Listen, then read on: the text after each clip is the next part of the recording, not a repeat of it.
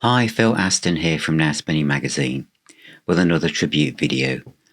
And this is for producer Roy Thomas Baker. And as with any tribute video that I do here on Now Spinning Magazine, it's dedicated to the family of Roy Thomas Baker, his fans from around the world, colleagues, anyone who knows him personally, anyone who's watching this is connected to Roy. This is for you. And I want this to be, as all of my tribute videos are, is my personal feelings of how the music has been connected to my life as just a normal music fan who's gone through life buying records and listening to stuff.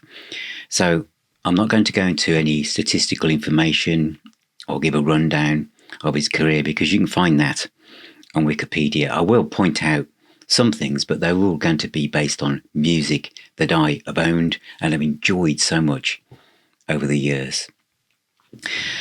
I mean, Roy has been involved with so many albums. I am going to read some of them out, but just because there's so many, I'm just going to go from all over the place. A band from Birmingham called Shy Misspent Youth in 1990. That was a more recent one. Wayne's World, The Darkness, One Way Ticket to Hell, The Storm, Smashing Pumpkins, Jolene Turner, Rescue You, good album, Cheap Trick, Star Castle, Dusty Springfield, Journey, Infinity, Yes, Ron Wood, Hawkwind, Robert Calvert, Nazareth. So many. And of course, he was also, I think he started, when he was 14 years of age. He became also head of A&R at Elektra Records, working with so many bands. I think during his period there, Metallica was signed, all sorts of things. But these are the albums that resonate the most with me, I guess.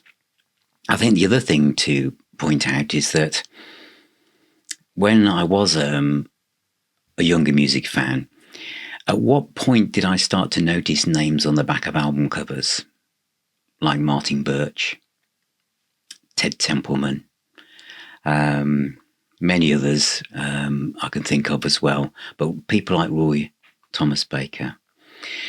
I think for Roy Thomas Baker, initially, it was this one in 1970, Fire and Water, which is one of Free's finest moments. And on this, he's just credited as Roy Baker, which he was on the first Queen album in 1973, which I've covered on this channel. But what an album to be one of the first things you worked on as an engineer.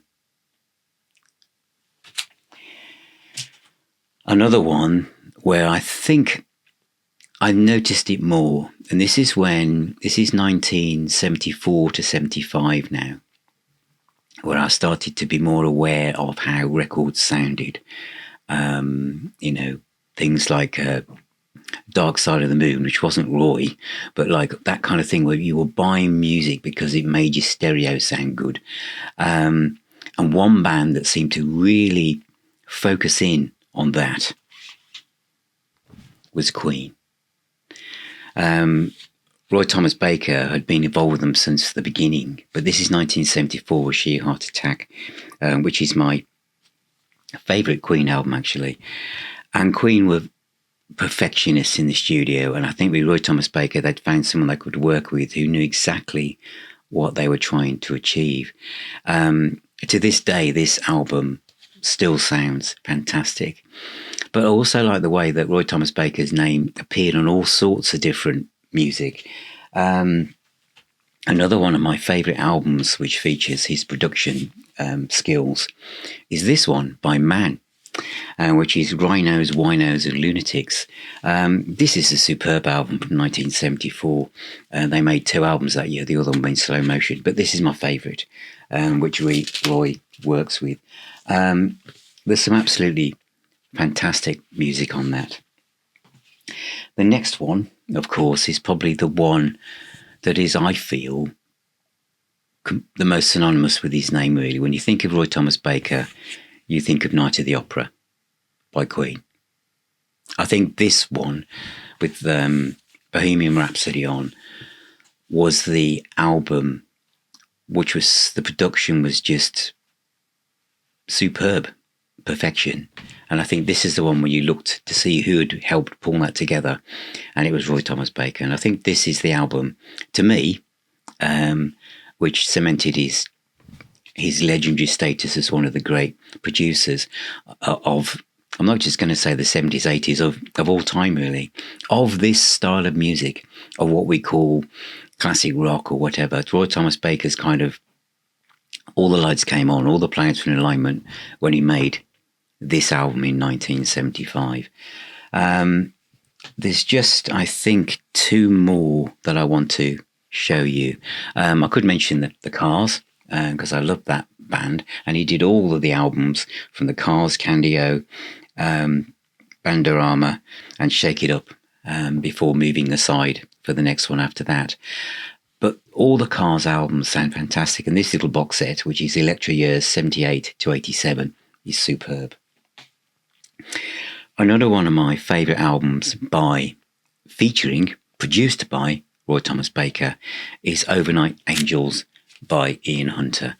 I know that Ian Hunter kind of has a mixed feelings when he looks back at this album, whereas I think he got Earl Slick on guitar, so it's the closest Ian Hunter became to becoming a rock star, a heavy rock star, I guess. Golden Opportunity, Shallow Crystals, Overnight Angels, Broadway, they are really produced. Everything's being thrown at them, as many overdubs and backing vocals as you can think. It's perfect foil for Roy Thomas Baker, really. Just to the piece Wild and Free, The Ballad of Little Star, and To Love a Woman, especially side one of this.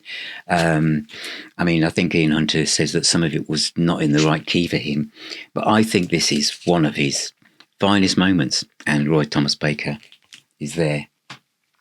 Another one, which I featured recently on my playlist, was Head Games by Foreigner.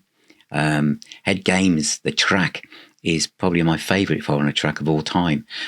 It sounds absolutely superb. And that is from the complete Atlantic Studio Albums box set, which you can still get. And the last one that I want to mention was unusual in a way, but again, this is where Roy had moved over to Elektra Records, and it's Motley Crue. I bought the original on Leather Records, which is a very raw sounding rock album. And when they signed to Elektra, I think Elektra were concerned about putting that particular version out. And so Roy Thomas Baker went in and produced, remixed this version, which is the one that many of you know. At first, it was such a shock after living with the Leather release, although a lot of people never heard that. I wondered whether it was too polished. But that is what Roy Thomas Baker did, was polish anything and turn it into a complete diamond. So those are my choices for honouring the memory of Roy Thomas Baker, who sadly passed away, a great producer at the age of 78.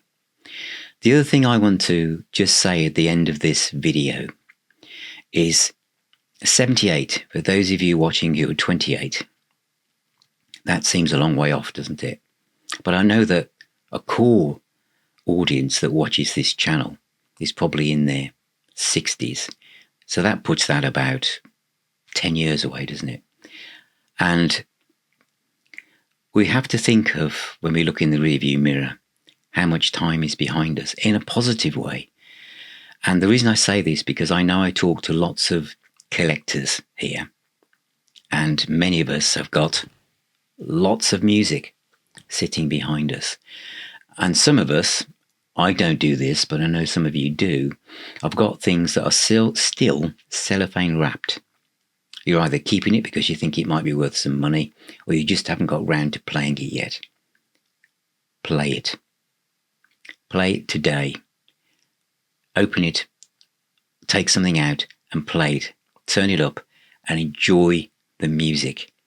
And if you want to play that music with your family, play it with them now. I think of all these tribute videos I've done, if I'd have started this YouTube channel 20 years ago, how many tribute videos would I be doing? Not as many as this, would I? And I think each time I do these, it really makes me think how precious life is, and time, and every day that we have. How we use that time, how we use that day is precious to that moment.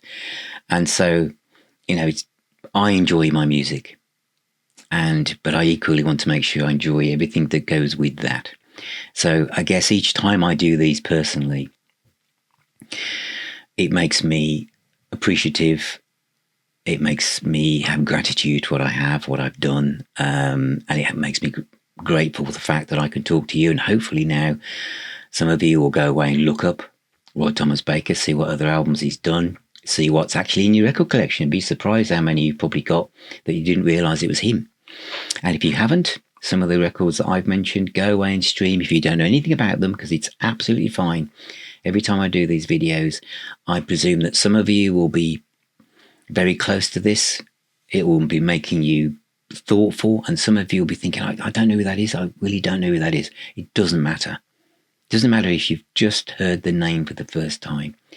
Listen to some of those records. Listen to Night at the Opera by Queen. It's an absolutely perfect album.